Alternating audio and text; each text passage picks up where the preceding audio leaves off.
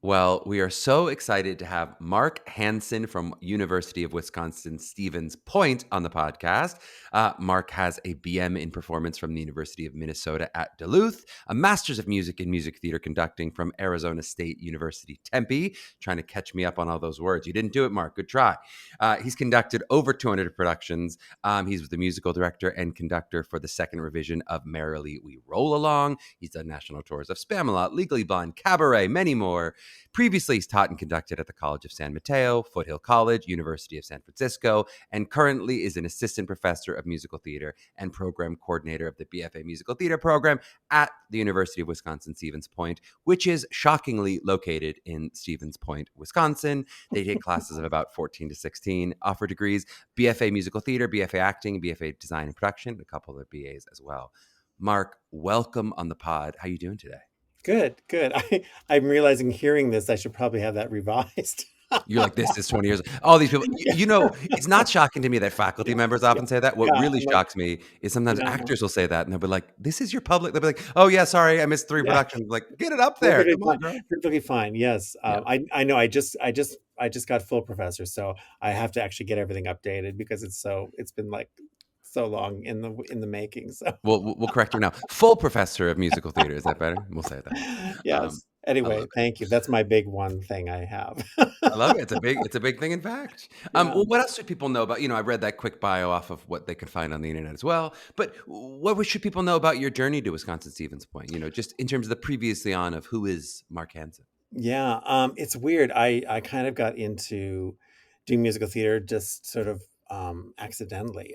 And I think a lot of people find that way too. I started out as a pianist, very much focused on that, and Hmm. music was my life. And my undergraduate degree, of course, was in music, but I got sort of kind of pulled into musical theater early on in my freshman year and sort of started working for the theater department. It was actually a way to make some money. Hmm. Um, and Look I like you're got accompanying. That's what you mean by yeah, working together. I Yeah. kind of went. I went in to audition for a show, The Music Man, Hmm. and my first semester of school, and I played my own audition, which kind of was my downfall because at that point on, they were like, "Oh, you play? Hmm. This is a much Do more you want to play useful the rest of skill. the auditions? Because Yeah. our compass isn't working out." So I Hmm. did, and then they said, "Well, do you want to accompany the show?" Hmm. Um, and through that, I met all these mentors basically Hmm. that sort of taught me about music directing and taught me about conducting and got me interested in something that I hadn't even considered.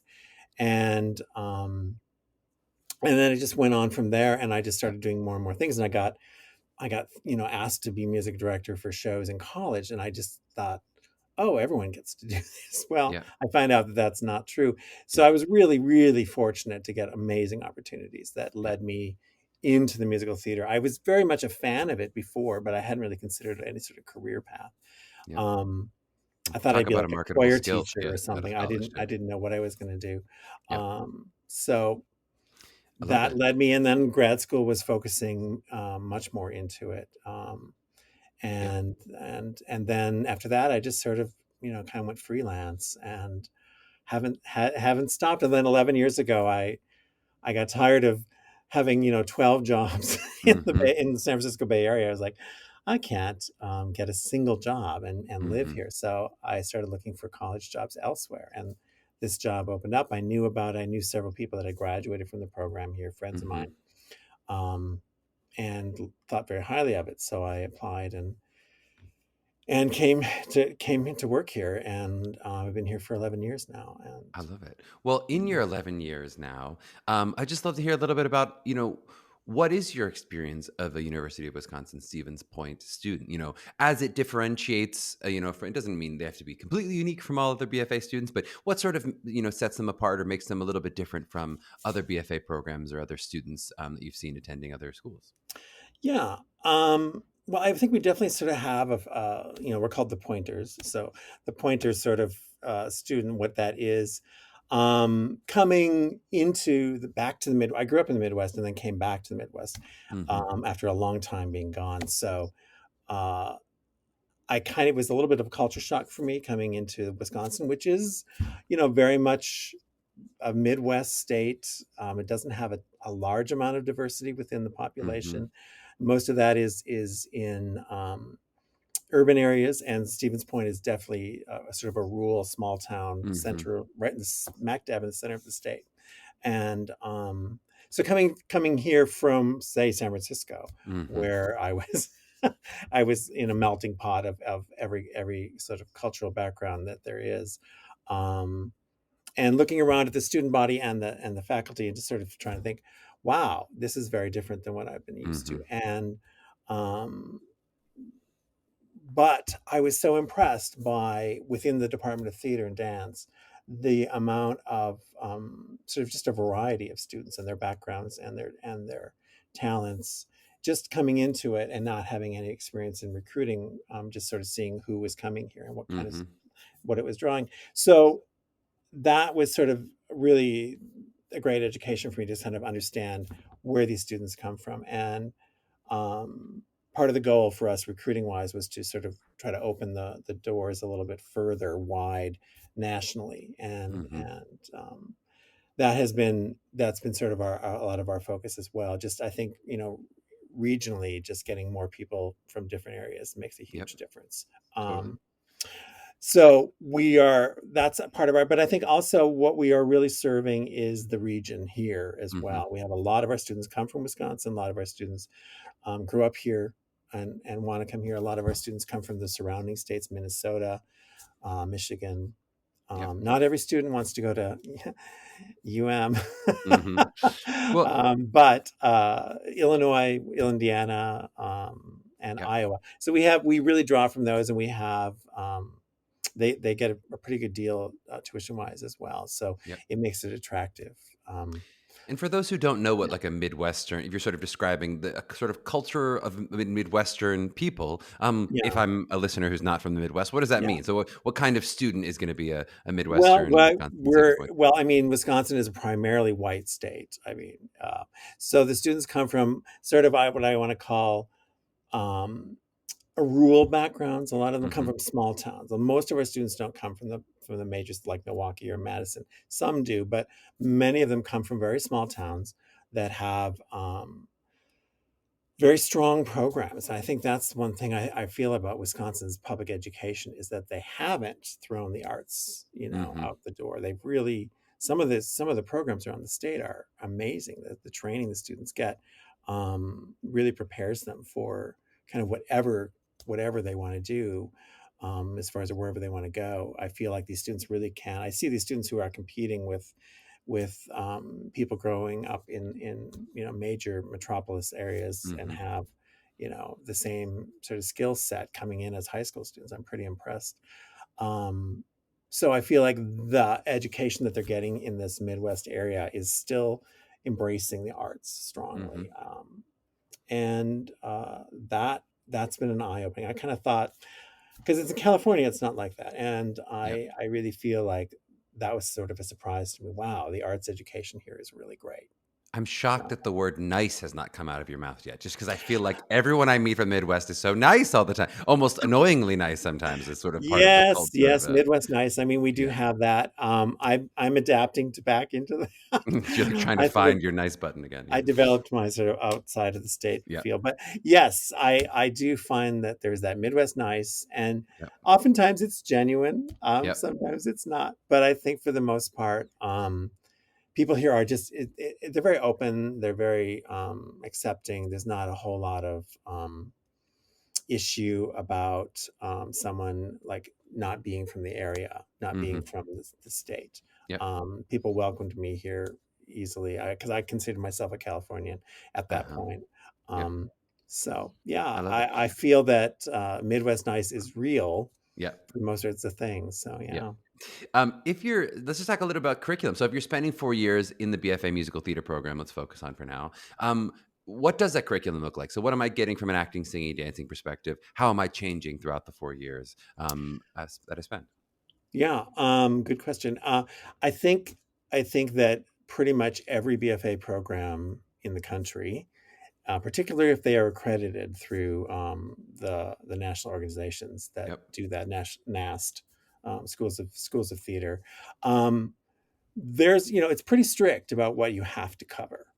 So the curriculum in general is very similar. I've Mm-hmm. noticed just when I'm researching other BFA programs, curriculum, and things like that, just sort of seeing how we're stacking up. There's certain things that you have to cover in a certain credit load for the majors. So I feel like most universities do it. What's different is the title of the class, the Mm-hmm. order the classes are taught in. So here at Point, we're in a traditional sort of, well, it used to be called conservatory style. I think that name is sort of going away, Mm-hmm. but we're a sequenced series of courses that the students follow.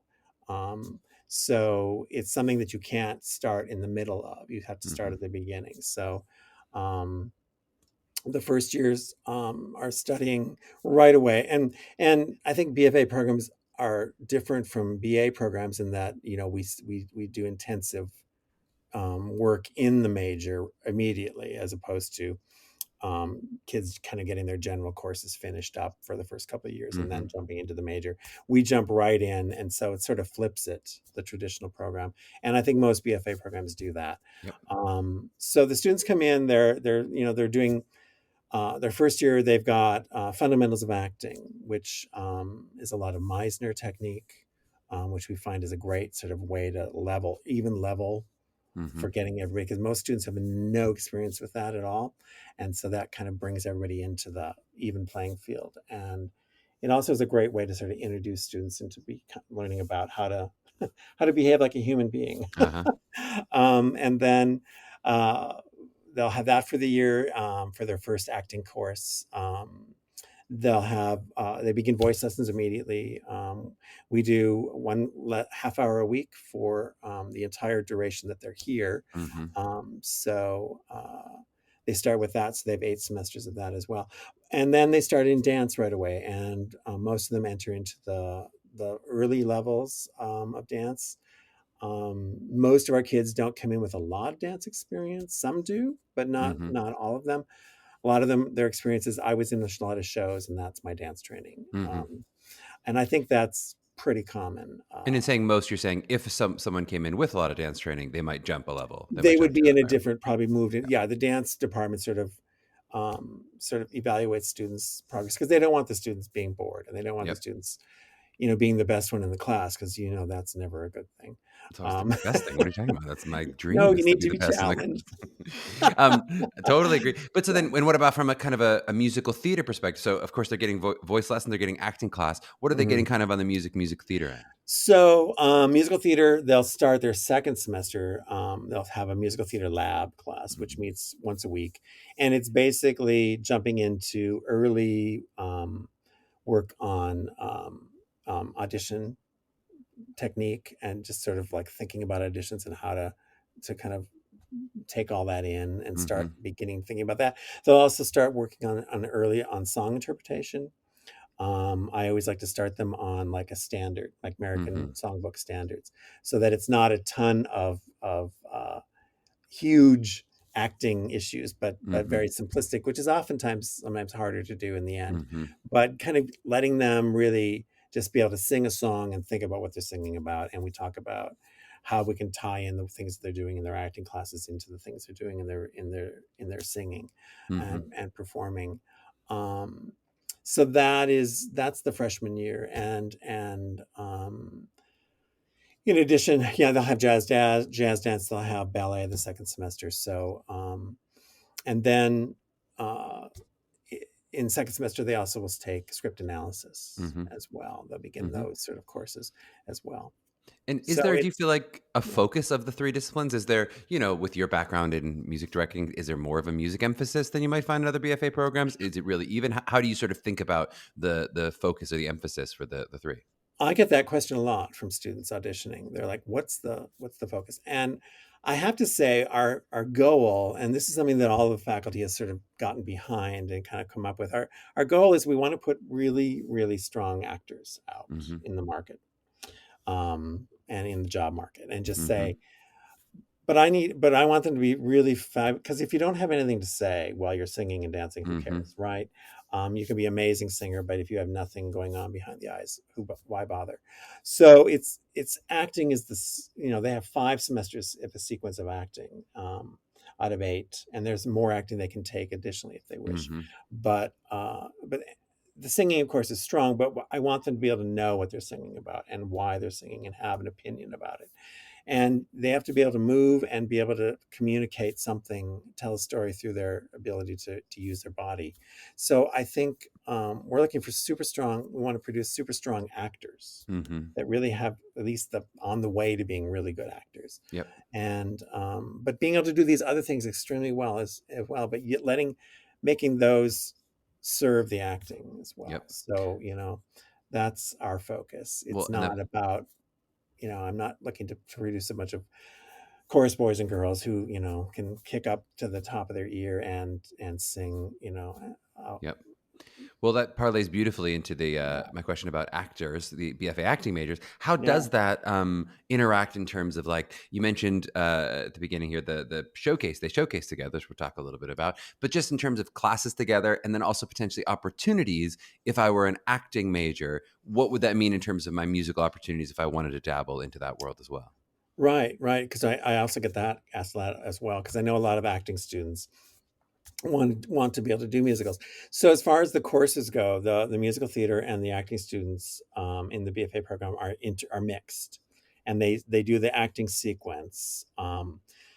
So it's fundamentals for a year, it's scene study for a year, which is a lot of kind of working into more realism, so like Chekhov and things like Mm-hmm. that, Stanislavski, and Michael Chekhov, as well as Mm-hmm. Anton Chekhov, and then the fifth semester is Shakespeare, and the sixth semester, which is optional for musical theater, is more like contemporary styles, or Mm-hmm. world styles, like like they did a Greek theater unit this year in that class. But Mm-hmm. we're doing like period pieces, restoration, that sort of thing. Mm-hmm. Um, so they have this six semester course of acting that they take with the acting majors, taught by the acting faculty. Mm-hmm. So those students, the acting students and the musical theater students, work very hard together, and often are paired up in scene work and that sort of thing. So there's no separation between the Mm-hmm. two BFAs.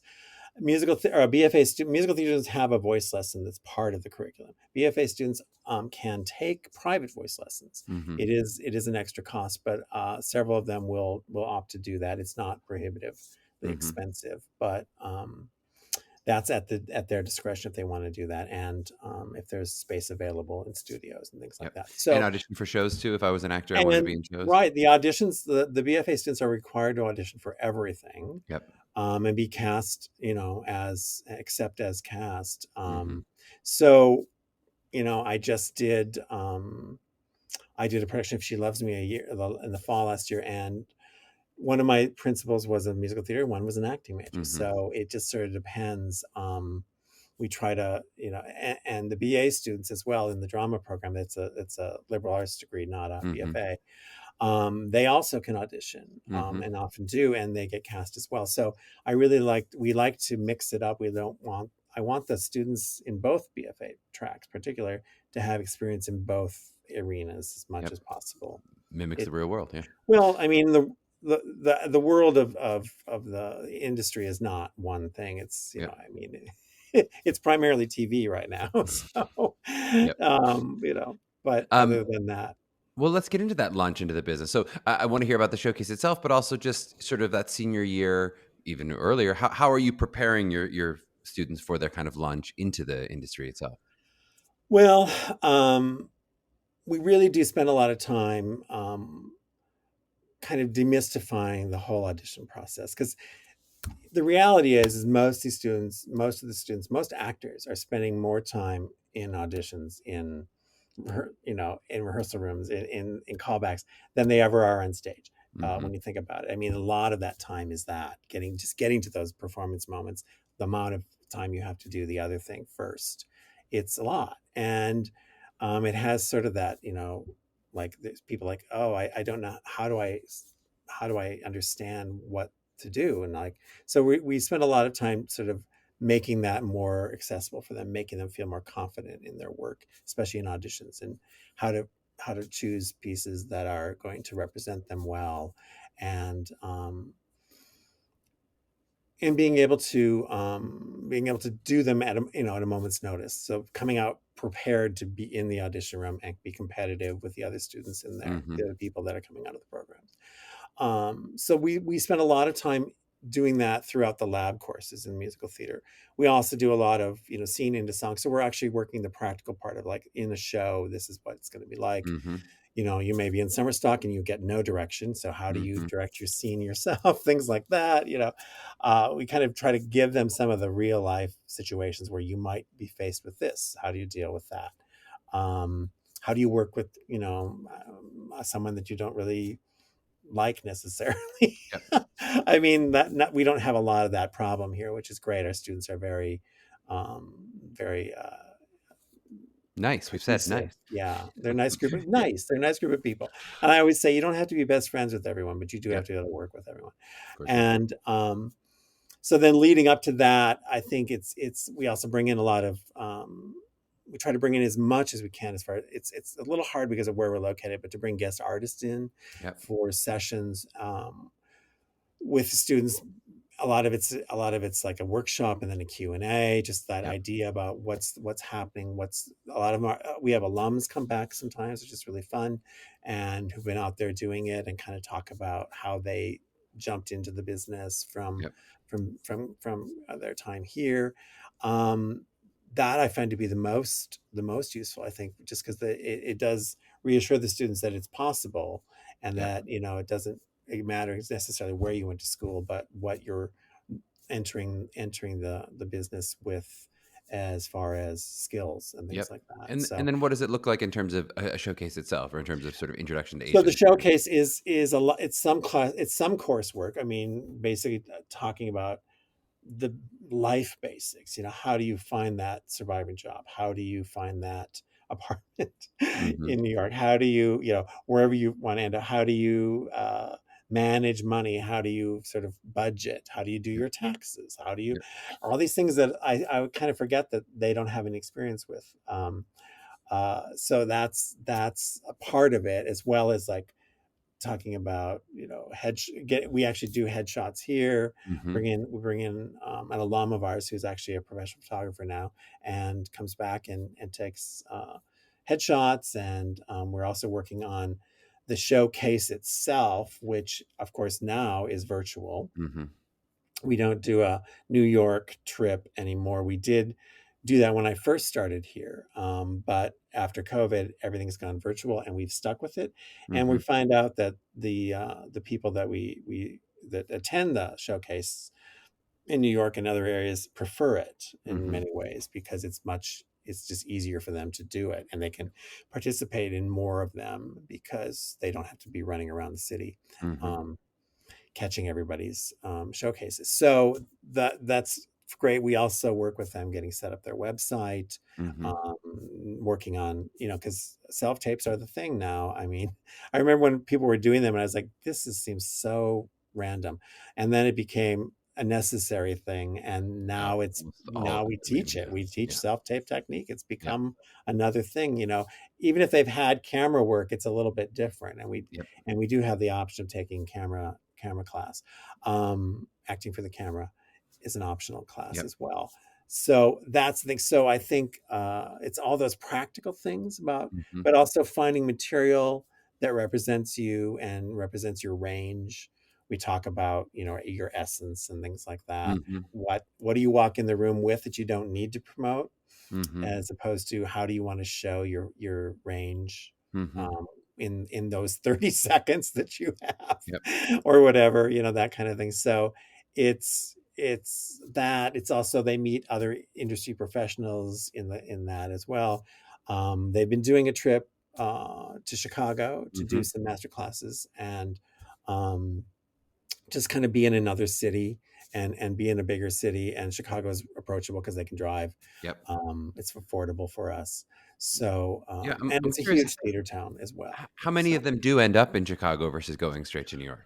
well, I think maybe one or two. It depends. A lot of them will end up in Chicago if they have Chicago roots. Right. They might be Start comfortable there. there, and they might want to start there. Um, but I think most people will end up in Chicago. We do have some people that are saying, "I'm going into film. I definitely want to go into film." They'll head out Uh-huh. to LA. Uh-huh. Um, So, and it's not that LA is only the place to do film. I mean, you can do film in New York as well, but Yep. and Chicago. Um, but that's the thing. So I think most of our students head to New York. We have an amazingly large and open and receptive alumni crowd in New York that I'm just blown away Hmm. when I would go to New York with the showcase class originally, and we'd have a get together with alums, and I'd meet these people that were graduated 10 years earlier that I never knew, Hmm. and I was just blown away by how they hadn't lost their Midwest nice, Hmm. and they were still really great and positive and so welcoming to the new students coming to the city. I feel like, that's a huge part. Our alumni are such a great resource for the graduating students, um, and they're just, you know, they're always willing to help each other, and I think that's true probably for every university, but I definitely notice it here as a lot. Totally. So. And you mentioned the idea of sort of being conservatory style school within the liberal arts university. What do the students get? Both from a kind of school culture, and so it could be school environment sort of perspective, but also just from an academic perspective. What are their options if I'm a BFA major, especially? What are my Mhm. options in terms of things I can get outside of the theater program? Yeah, I mean, it's hard with a BFA, as you've probably learned or heard or done yourself. It's incredibly, high credit load. Hmm. It's 80 credits versus like a normal degree is like 40, 45. Um, so it's a lot of credit load on them. So doing like a minor is usually fine. Hmm. A lot of students will do a minor or two. And we have within our theater department, we have the arts management degree, Hmm. which also has a great minor in arts management, which is a great sort of business side of things Hmm. to take on. And a lot of our students are very interested in that and will do that to minor. A lot of them will minor in dance. It's a great way if they have skill and ability in dance and interest. Hmm. It's a great way to take more upper division courses, to take classes with dance majors who are pushing you to be Hmm. better. And it's a great, it fits really nicely with the musical theater degree, particularly, and the acting degree. Hmm. Um, I think the opportunities are great. You can double major as well. It's very difficult to do that. You have to usually come in with a lot of your general studies kind of finished Hmm. from high school, which some students do. I'm amazed. Um, I just had a senior graduate with musical theater and major and a poli sci major. Wow. Um, Yeah. so I was kind of like, okay, and didn't seem to have any problem doing it. Yep. But very motivated, very organized person. So it's something, if you want to do that from the very beginning, it's possible. Yep. But we don't really encourage double majors. It just becomes a lot to take on. Totally. It's a special student that can actually do all that. Because BFA, I think our students never complain about having nothing to do. Yeah. Um, it's a busy degree, particularly outside of classes. Yep. Your time in class is fine, but then you've got a couple of hours of work outside of class every Yep. time, and it's a lot of time. So, Totally. plus if you're Let in a production, so. exactly. Let's talk about one of the best things you can bring to the table. You already mentioned it. The cost. Our crack research team had for in-state tuition, it's about 8,000 just in terms of tuition, and then out of state it's 17. It's something in that range. Sound right to you? Yeah, well, yes, because I always think of room, board, and tuition, so I always say 15,000 for a Right. You're saying year. total cost for an Yeah, in-state. for an in-state person, it's 15,000 Right. for tuition, room, and board. For out of state, it's about 25 Right. for Which those. that's notable. Which, Often we don't read those numbers, but notable numbers that they're low tuition, but also the room and board is lower than you would have in right, a New York or right, a Chicago school for sure. right. Very. Yep. I mean, yeah, I know. It's to get a 4-year degree, a BFA degree in 4 years, and have it under $100,000 of debt, Yep. or Right. Yep. of expense. Cost. Yeah. Pretty amazing, I think. I often say that we are a really good deal, Yep. because I don't feel like the students get a cut rate education here. I Right. really think that we are the entire university. Every professor I know is like, the students are the most important thing and the focus, and Yep. we want to always give the best experiences. And so I think, even if with budget cuts, we really push to get to make that experience the best we can do. Yep. Um, but for the cost, it's you just I use that a lot in my recruiting Yeah, and the pitch is because great pitch. Yeah. parents love to hear it. Yeah. The people writing a check love to hear it. And I'll say it's the And kind of thing you're hearing from not only faculty, but also yeah. lots of, we've had a lot of great artists who have gone to big, expensive schools. Corey Cott was just on the show, went from to Carnegie Mellon with me. He Oh was my talking God. about don't spend $200,000 to go to school. It's just crazy. It's crazy to rack up It huge is. debt and be I know. saddled with that coming into a business where you're unlikely to be Yeah. making huge amounts of money right out of the door. Most people, Yeah. yeah, Yeah. And I don't want to say anything against other programs. I mean, they're great schools, and there's reasons that maybe they cost that much, but it is really, I think, I always say, first of all, for a degree that you don't actually need to go into the industry, right, I always say you're here to get training, you're here to get a head start, right. um, It's not the and get certification of a your stamp or skills yeah, refined. yep, You don't need to take the degree for to be an actor, but yep, there's so the reason behind it needs to justify the cost, and yep. I think that that's can be. And with And your low oh, cost, what does that yeah, mean go in ahead. terms of stuff like scholarships, right? So, if I were to have, are there additional merit academic scholarships? Are there talent scholarships? Let's imagine I'm in state already. Am I Yeah, possibly getting it lower than that $8,000 number? possibly. I mean, the admissions office has several that they will do, basically for early admission. Mm-hmm. They sometimes will give to get students to commit early on. Mm-hmm. They'll do a deal with Mm-hmm. that. We, as a department, we have limited scholarships, although we're trying to keep increasing that. I often will sort of highlight those for students coming from out of state because the cost Mm-hmm. is more.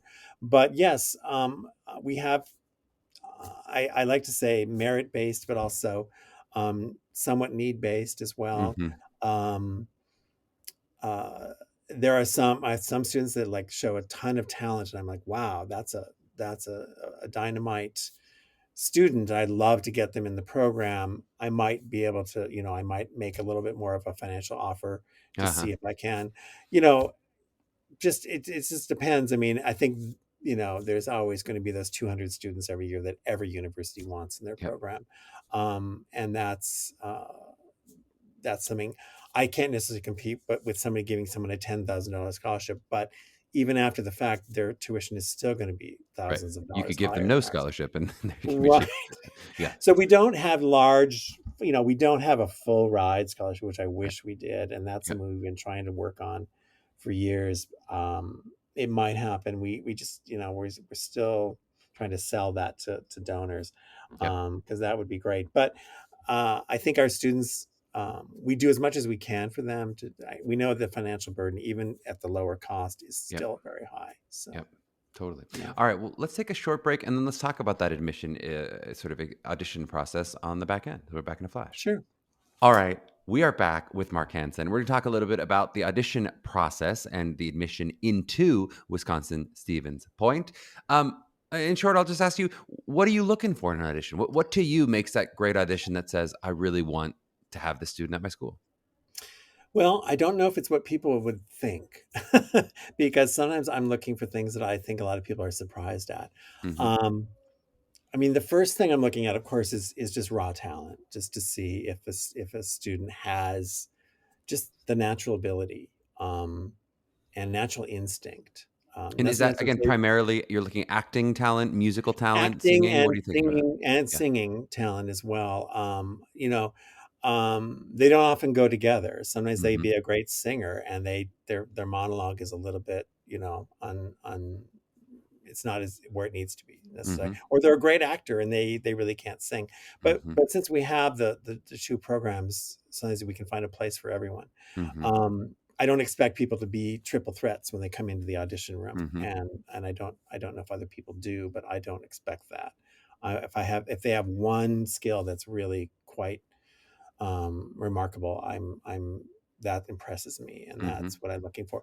But I like to spend, they'll do their minute cuts of things, and we'll get through the material, and then I like to have a chance to talk to them Hmm. briefly, even if there's no time. I just like to talk a little bit about why they might want to come to a And small town in yeah, the middle of Wisconsin. what's that chat look like? And especially, I guess, what are you sniffing for in that chat as you're just, you're shooting the I'm breeze? What are I'm you looking for? I'm sniffing for kids that are motivated, kids that know what they want, kids Mhm. that know um, what what to expect Mhm. in from a university, not and what their their motivation behind it is. I'm always surprised when people say, "I just want to get out of where I live," and a small town sounds wonderful. And I'm like, Mhm. "Great, we might Mhm. be a good match." We're not for everyone. I always like to say that. Mhm. Not every school is for everybody. Not every BFA program is for everybody. Mhm. But I do try to get a sense of who they are. If I like being in the room with them for those 10 minutes, that's important. Yep. And also trying to get, they get coached up the crazy Yep. coached and all that. I want to sort of see the coaching go away and see who they really are. Yep. Because in the end, I have to work with them every day and I want to be able to uh, enjoy that and know that my expectations of them are understood.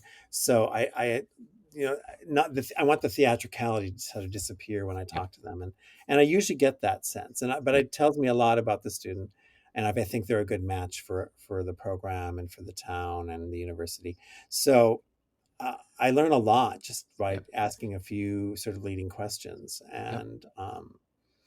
and I mean, I'd rather take someone who's extremely motivated and interested in this art form as opposed to someone who's super talented. They may Mhm. be less talented, but so Mhm. willing to work. And because I find that sometimes the hard work kind of you know overrides the talent in the end. I mean, talent's great. If you don't do anything with it, it doesn't really matter. Yep. So I find that the people sometimes that have a little bit further to go are the ones that are more motivated to work hard, Totally and they makes tend to sense. do better. And that's something that I've learned over time. And So. talk to me about the different audition platforms. So I know you guys have attended Chicago Unifieds in the past. What other options do students have? On campus, virtually? What are the different ways people can come be seen by you? Well, yeah, we try to do them all now. I don't really like virtual auditions. There always tends to be some sort of mess up with the audio. It's always Mhm. terrible. The sound is terrible. I usually end up saying, "Could you send me in a self tape as well?" Mhm. Because I'd like to hear something a little bit more that you've had a little more control over. Mhm. But we do virtual auditions. And the nice thing is we can see people from all over the country for very little cost Mhm. to them and to us, and it's a great way to sort of get a chance to see people that we maybe never would have gotten to see at all, and Mhm. for them to see us and kind of think about us as well. So I think it works both ways. We do that. We do the Chicago Unified still, which we go for 4 days in Mhm. Chicago and see people in person. Mhm. Um, it's coming back now. Finally, it's Yep. starting to, the Last year students felt are like returning. if really it's You coming back know, finally. Yeah. it's Yep. I saw so many last February. I was like, Yep. oh my god, I was Yep. packed for the day, and it was wonderful to Yep. have that again. It was very. We had been doing New York auditions before COVID, and we just decided we saw so many of the same people in New York and in Mhm. Chicago that we decided let's just focus on Yep. Chicago. um, we may do the Los Angeles ones at some point. I think I'd love to get a West Coast Yep. contingency at some point. We don't have a lot of the students from that area coming here. And then we also do on campus auditions. And this is where we're trying to find ways of even going out in the state and doing some regional auditions in the Mhm. state, because I think sometimes we could see even more Yep. students from Wisconsin if we get, even though we're central, it's still a day to get here and a day to. So Yep. getting to campus, I prefer, of course, in-person auditions. They're so much For more sure. revealing than virtual, but I also understand the reason for it. And we're a lot of, we've had a mixture of students accepting, some where we saw virtually, some we saw in Yep. person. So it doesn't necessarily mean virtual is not as you know a good Yep. way of doing it. We find we take students from either platform. And So how does it work differently, out of Chicago Unifieds where over the 4 days, I imagine you're seeing some students for walk-in auditions too, right? How does a that lot. audition kind of change or, what expectation might you have that's a little different from a student who's walking in for you versus one who's applied and you knew already was interested in Yeah, the I school? mean, the students that apply are always their questions are always like, they don't have usually a lot of questions because they've researched us if Right. they decided to apply to us and then see us in Chicago. The walk-in students tend to have a lot more questions about it, and the range of questions are crazy. There's always the famous, what makes your program different from Mhm. everyone else? I love that question because I don't really have a good answer for it because I'm Mhm. always like, well, I don't know every other program, so I'm not exactly sure, but here's what I think we do well. And Mhm. so then I have that answer. But I think I also can tell if a student is there and they're serious about considering us or Mhm. contemplating the considering us, as opposed to I'm just getting some experience or Yep. practicing, or I had some time to fill and this was there. And, so I liked I liked your poster or what, I mean, Mhm. it's, there's a lot of reasons sometimes people come into the room. Yep. But I think I can usually tell. And there are some students that are super interested and then it just doesn't work out. And we're super interested and it just doesn't work out because for other various reasons, they decide, oh, I want to stick closer to home or whatever. So you can never predict. I'm Yep. always thinking anybody is a potential Yep. pointer. Yep. And now let's So say imagine you like someone artistically. They feel like a slam dunk from the audition. What else factors in terms of the university, in terms of grades, SATs, essays, letters of recommendation, any of that kind of stuff that now you have to get through admissions, or how does that work in terms of the interaction with your department? so students to actually to apply to our department, you apply to the university, and then Yep. you also apply to the Department of Theater and Dance through we use Accepted right now, like everybody else. We were one of the first schools, I think, to use it back in 2013. But yeah, it's sort of the general way of doing it. So I think most schools use this as well, and have this sort of system. So the student has to apply to us to really be considered seriously. There are some students I reach out to and say, "Are you interested? We're very interested in you, I need you to apply Mhm. to the university before I can even offer you something." Mhm. Um, and But sometimes then that how do happens. those factor in? Like, so, do they have to have a high GPA? Can you argue for students? Do they care about SATs? Do you read the I essays? I mean, do. how does that work for them? Yeah, I do care about all of those things. I do look at all of that information on their application. Um, a high, we use the ACT here in the Mhm. Midwest more than the SAT, but we get both sometimes. So, but I'm looking at a score. I mean, a high test score is great, but I don't necessarily consider that very much. What I consider is I look at their GPA and I think, oh, this is a student with a 3.5 or a 3.0. I'm thinking, okay, they've been consistent enough in their high school. They've learned Mhm. how to go to school, to Mhm. get grades, that to do the work. They've, you know, when they come in with a low GPA, I'm thinking they don't really know how to Mhm. be a student. And part of going to college is you have to kind of figure out the system. It's a little bit of a game. You have to understand. You have to learn how to prioritize all those skills. I think that come naturally in performing arts because most students are like, I have practice after school, and then I have this and that, and I have these lessons, and they're doing a million things in high school, and if they can manage that and keep their GPA up, I'm thinking they know how to be a student. They know how Mhm. to be successful in those things. And that's important because I have to say the most people that get dismissed from the program here is because of academic Mhm. reasons. Because we do have academic standard that they have to maintain in the BFA. Um, and so that tends to be the one thing that tends to have students be dismissed from the program, which I hate doing, but it's not beyond my control. So I do look at academics. I look at that. I look at their essay. Mhm. They have to do a short essay. And I don't look at punctuation and spelling and bad grammar. I try to find what the essence of what they're saying and the reason that they want to pursue this degree is. If they want to be a star on Broadway, I kind of like, okay, that's not really realistic. Maybe you should think about, what it is you really want to do and why you're motivated to do this. Um, Letters of recommendation are great. I've never read a bad one, so Right. I don't look at them very much. I Yep. mean, I This don't is from find them Spielberg. terribly My gosh. helpful, Yeah. you know? Yeah. I Yep. mean, who's gonna send a bad letter of Yep. recommendation to a student?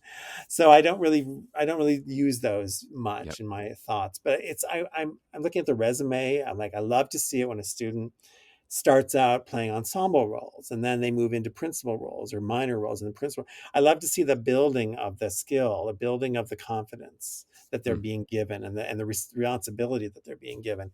If someone comes in and every role on their resume is, the principal role mhm, for them, I'm like, they haven't really been in an ensemble. They don't know the experience of being in that and being a supportive mhm. role in a show. So I'm also a little bit curious about that, but I realized, oh, maybe they come from a small town and they're the Yep. hottest ticket in town. College will be Yeah, a you rough rude awakening. awakening, They won't be perhaps. the star dance class to a student just like me. Yeah, What about, you mentioned specifically some of the challenges of sort of racial diversity within the broader university. What else are you thinking about as you kind of fill out a class? I mean, are you conscious of, racial diversity, gender balance, height, size, ability? Are you thinking about all the different kinds of my 14 to 16, how I'm going to put them all together? And then I guess I'm yeah. especially interested in hearing that, knowing you're likely not going to yield 100% of your first offers. How does that work with waitlist movement as you kind of put the puzzle It together? does. I mean, I really do try to find a variety of students for the program. I don't want everyone to come from the same background or everyone to be here. I don't want everyone to look the same. Mhm, Don't want everyone to have, well, they're not going to have the same experiences, but they may come from similar backgrounds. Um, I really try to find students that I feel are going to be successful in the program for their own personal reasons. Um, there are times when I think, I hate to say it, but I do something. I go, oh my God, everybody that I'm really interested in is blonde. mhm, um, mhm, Not that that's not changeable, but that's the thing. I'm also thinking, I don't, it's not a cookie cutter sort of thing that we're looking mhm, for. But I also am like, what makes this person interesting to me? What makes them seem in like an interesting person that I might want to spend some time with? I might want to watch them on stage. Um, uh, Diversity is something that we love to be able to have.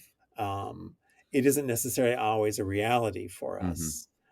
It's very hard to convince um, uh, a lot of people to come to a small town in the middle of Wisconsin where they may be one of very few people like them. mhm, And I understand that that's intimidating, or that can be something that they're just not interested in. I think we mhm, do a pretty good job of having our students very much, it's a everybody's it's working, everyone works together.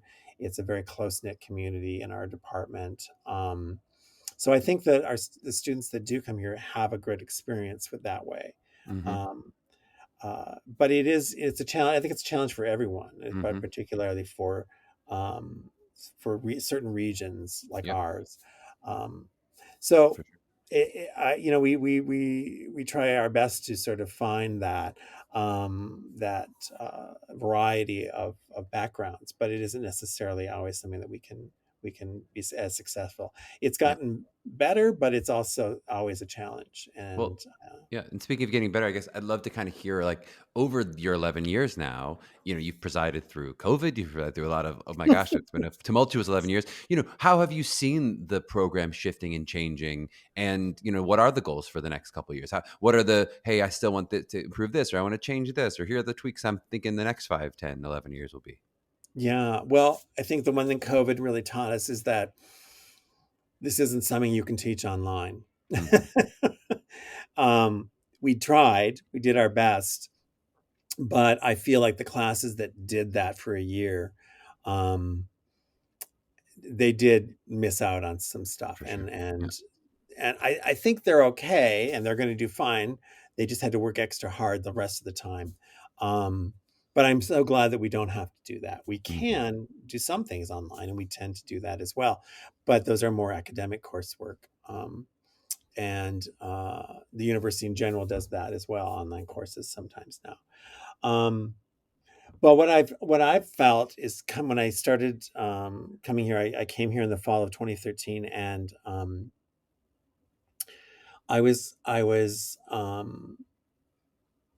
what I've noticed about this, about just in students in general. First of all, the population is smaller. It's gotten smaller significantly as we go through. Fewer kids graduate from high school, so Hmm. the students are a high commodity. They have that sort of. I find it more challenging to get acceptances from students because Mm-hmm. they have more options being Right. Fewer thrown at them. students, more programs. Yeah, for sure. Yeah, yeah, Supply and fewer demand. students, Yeah. more programs, and everybody wants them.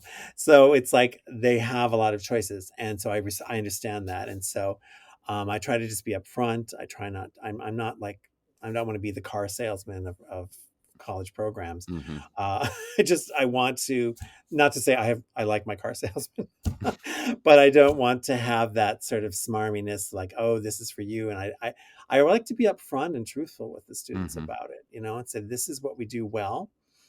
This is a small town. This might not be a good fit for you. You might need that urban energy. Um, I do like to remind them that they'll probably end up in a big city, so you're going to have that urban energy at some point. And you're too broke to do anything about it when you're in college. You can't really Mm-hmm. do all the things that you can. I mean, Yep. who can afford a Broadway show now, even if you're not in college? I can't afford a free Broadway show when it's given to me. Now that I got a kid, when I get free tickets, I'm like, I'm still spending $200 to go to see a show. Like just babysitter and food. I'm like, my God. Oh my God. Yeah. So it's crazy. So I think that I think what I've noticed is that students are they've been a little bit I don't know, I don't want to say this it's not a negative thing necessarily, but they've just been a little bit less edgy when Mm. they get here. They're a Mm. little bit more hesitant Hmm. and a little bit more afraid Mm-hmm. of, and it's a being an actor is a dangerous Yeah. job. Yeah. It's full of that. You got to take a lot of risks. And I find the students are a little bit hesitant, although I feel like it's getting better. I feel like Yeah. they're not so scared. You wonder how much of that is COVID. It's I hard to do. know how much I think a community lot of that is environment. because Yeah. they kind of had their world just shut down. We Yeah. all did, Attentive. and I Yes. think Yeah. we had, and so I feel like I jumped back into it with with both feet because I was like, I hate this. Yeah. I want to go back to where how we were doing it because I felt it was effective, and so Yeah. within that, we tried to get the students to kind of jump back into it, and I feel like they're starting to. And I might be pushing them a little bit harder to Yeah. do that, Yeah. but I think it's good for them. Totally. I really so I feel like students are coming back around to that sort of pushing themselves Yep. and being taking responsibility for themselves a little bit more Yeah. It's and great. kind of saying yeah I Um, can do this and let's take yeah. another short break, and then I have a couple bonus questions I want to ask you about conducting. So a short break, and then a little bonus section with Mark. Back in a flash. All right, we are back with Mark Hanson, and we're going to ask him about some of the conducting lessons that you've learned from the world. So, I especially maybe from the performer perspective, we've had a few actual composer, music directors on the pod already as artists, like Tom Kitt was on the pod, right? But I'm Oh, interested, kind of from an educational perspective, where do you think your expertise lends itself to a young performer? So, what do you feel that you have maybe unique ability to teach, having been on that side of it? And then maybe a little bit it's the same question, but like, what does a performer need to know to work well with a music director, with a conductor, et cetera? right. Well, it's kind of funny that you asked that because I did start when I came here. My focus was music directing. Over the last 6 years, 7 years, I focused mostly on stage directing, Mm-hmm. just out of necessity For sure. because that became something that I needed to step in and do more of. I did that early on as well, but that's pretty much all I was doing. And then occasionally I get to music direct, which is great. And I love going back and doing music direction. It's a whole other, way of working and way of Mm-hmm. thinking about a show as opposed to stage directing, where you're sort of like trying to balance everything. Um, so as far as music directing goes, I find what I can give the students is so I'm often their voice teacher as well, so we can sort of work on some of these things in voice lessons as Mm-hmm. well, um, and coaching them throughout things. But I think the skills that I like to sort of embark on my students or impart to my students is it's the art is in the details. Is yes, you've learned the song, but now what is really there on the page? What has the Mm-hmm. composer given you? What do these lyrics mean? How does the music and the lyrics go together? Where are the bad vowels? It's like, Mm-hmm. where's the bad vowels that you're gonna have a hard time singing? Mm-hmm. um, Finding all these things so that they can be proactive on their own, because when they leave school, they're not going to necessarily have that ability to have a vocal Yep. coach every week, or or they may not work with the music director for a couple of years. So how do they maintain their repertoire? So I'm trying to get them to be self-sufficient as Yep. most as I can, and to be responsible for what they do, their execution there, and to be consistent. Yep. Consistency to me is huge. I know spontaneity can be inspiring, but then you've got to figure out how to do it again, Yep. 8 Yep. times a week. So, but also, it's the fact that it's a working together thing. Yes, I might be conducting the show, and yes, I might be essentially leading the music, but I also, there is flexibility between a performer and the conductor. Mm-hmm.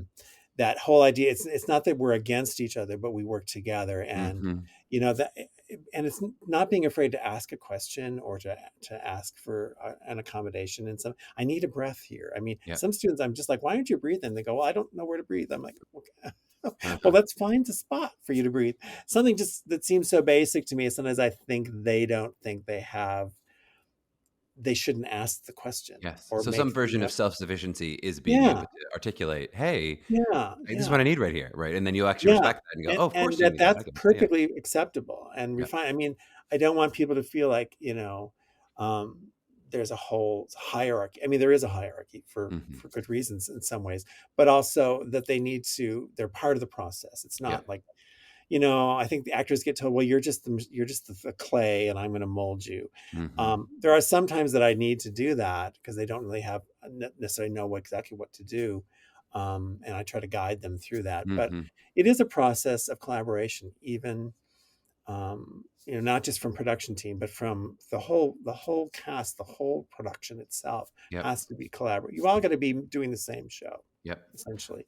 And that, I find, is the best way for me to sort of approach Yep. working with students. It's really interesting to hear that perspective, especially now as someone who's saying you're doing more stage directing too, because I think it's feedback we've gotten from directors too on the podcast saying, hey, young actors, don't walk in there just as clay. Like, do come in with like, what are your ideas and what are your Yeah, what is your perspective? What is your point of view? And so, sort of from the musical yeah, perspective, also saying, what is your point of view? What are your choices? And then you have something to work with, as opposed to you having to kind of teach them. It's this and this yeah, and this. Yeah. yeah. I'm so big about having an opinion about what you're doing Mm-hmm. and saying as an actor. Mm-hmm. If you don't, we can change that opinion if I don't agree with it, Yep. but I can, hopefully help guide you if I think it's a misconception. But Yep. I think that's important, that you do have to have that. It's like, we want you to make choices. Come in with ideas. Come in with choices. Don't just make us have to give you everything. Mm-hmm. There isn't time, and that isn't even part of the natural process in the professional world either. Mm-hmm. It's not about that. It is about actors contributing to the process. Yep. So I think that's something that we emphasize a lot. And how do you think, a singer should approach this? I'm thinking specifically of something you're conducting, like when you've had a full orchestra or something. How does a singer potentially approach that differently than if they're on stage with a three-piece band? How I know a lot of singers are a little more intimidated when they're going, "Oh God, how do I make choices when there's 60 other people in the room all playing and I'm just up there singing one person?" How do you think of that differently as a singer? Well, and I think I try to, as working with them, I'm always thinking, I want to prepare them for that Mm-hmm. experience a little bit. It's a little bit different. Yes, if I'm playing piano and we have bass and drums, and we can have a little bit. I mean, unless it's a rhythm song about rhythm, Mm-hmm. there's some flexibility. There's ability for us to give a little extra Mm-hmm. time if we need to, or to change tempo. If you go a little slower, you want to go a little slower tonight, we do it. You know, with the orchestra, it is more about, we want to make sure that someone's driving the bus, and Mm-hmm. that we're all riding together, and we're all going Mm-hmm. to get to the same destination. So there is that sense of, yes, you might have this inclination or this instinct at that moment, but it might not be the right one. It might not be the right time. Mm-hmm. So I try not to discourage it, but I also try to say, you got to think about the big picture and how you fit into what your Mm-hmm. role is at that point in the big Mm-hmm. picture. And I think once they get past the sense of the sitzprobe, and hearing it all Yep. around them, and they think, oh my God, this is fantastic, and then the reality is they get on the stage and they can't actually hear anything. Yeah. It's just crazy. And then they realize, oh, I need that conductor to help Right. me through it. So I think they understand sort of why things work the way they Uh-huh. do and why that And happens. the difference may be in some ways the big with those bigger orchestras that they are really following you at times more than sometimes it could be the reverse where you're kind of I'm sticking with you as a music director. You lead this thing Yeah, and I'll bring the band along. They yeah, really may and, be yeah, vocally or yeah. visually following you a little bit more. Yeah, and hopefully we're all together. Hopefully Yep. we're all on the same page. Same But dance. yes, there are times when it doesn't happen, and Yep. so again, learning how to make to adjust and things like that. Yep. So, and I always find that people that play shows, the musicians that play in the pits, whether they're students or professionals or amateurs, they are also part. They love being part of the process and love Mhm. being understanding how they fit into the picture as Mhm. well. And so I think that it just makes for everybody doing, um, it brings us all together with the Yep. same goal. Yep. Yeah. I love it. Well, what So, fun bonus tidbits. I appreciated those a lot. Let's just wrap up with a little bit of advice to people going through this process. And maybe I want to especially focus on, we have a lot of parent listeners, just, advice to parents going through this process. You mentioned how much they often like the cost when you tell them those. But, from the interactions you have had with parents who are kind of trying to guide their children through this process, maybe they want to be supportive, but they're trying to be practical. And what sort of advice would you give to parents as they look at this process from the beginning? yeah, I mean, take my hat off to parents. I mean, it's a huge thing. I see them say this is our first child going to college, or this is our Mhm, second child and we have one in college. So you can see the ones that have done it already, but maybe mhm, not in the same way. Because when a student wants to go into performing arts, whether it's music, creative arts, you know theater, dance, whatever, it is different than mhm, if they want to go into the sciences or business or math or languages, whatever. It's a very different experience. I mhm, mean, that tends to be less parental involvement. um, the whole audition process, I think parents, it's very eye-opening for parents particularly. um, they're also great observers. They look around, they see the students that are helping at the auditions, and how they interact with each other, and kind of get this sense of what the feeling of the school is. Does this feel like a place I would like to have my child go? mhm, I get a lot of feedback on that, saying that they felt it was a warm environment. The students seemed to like each other who were going here, because we always had the students as assisting us in the audition days, and mhm, also kind of welcoming the new student, the potential new students. And we have students giving tours of the building and that kind of thing. So it's a process where you can see that the students are taking ownership of their school and their time here and their mhm, program. And usually, with great, we don't tell them what to say, but they say lovely things.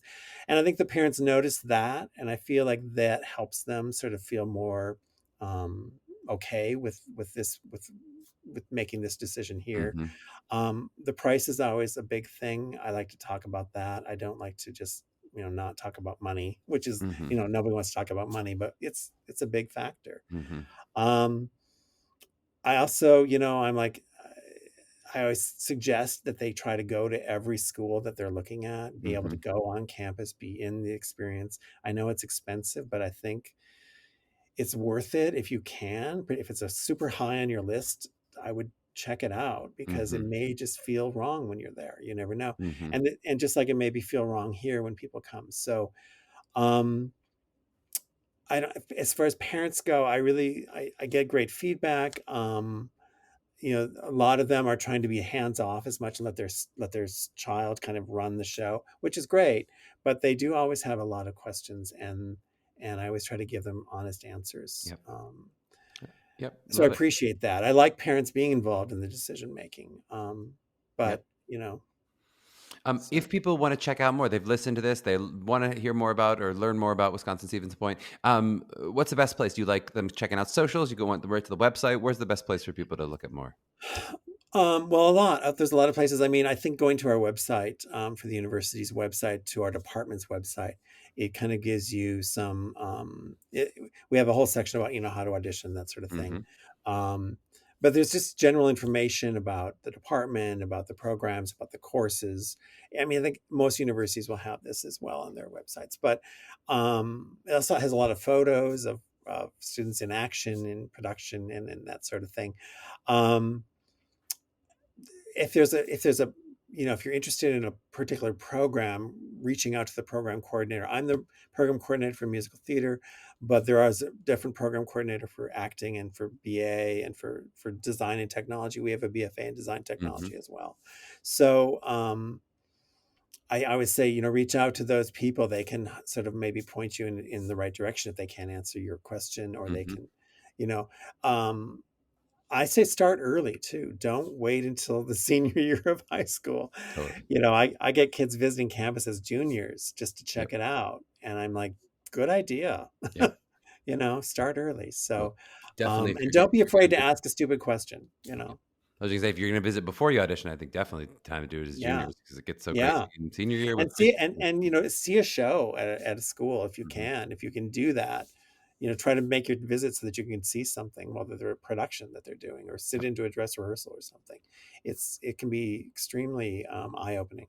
I love it. All So right. Well, and we have some socials that we've pulled for you. We'll throw those into the show notes as well so people can find the great. website, and all those things will be in the show notes this episode. Mark, thanks so much for the time. This was such a pleasure to get to chat with you. Well, thank you, Charlie.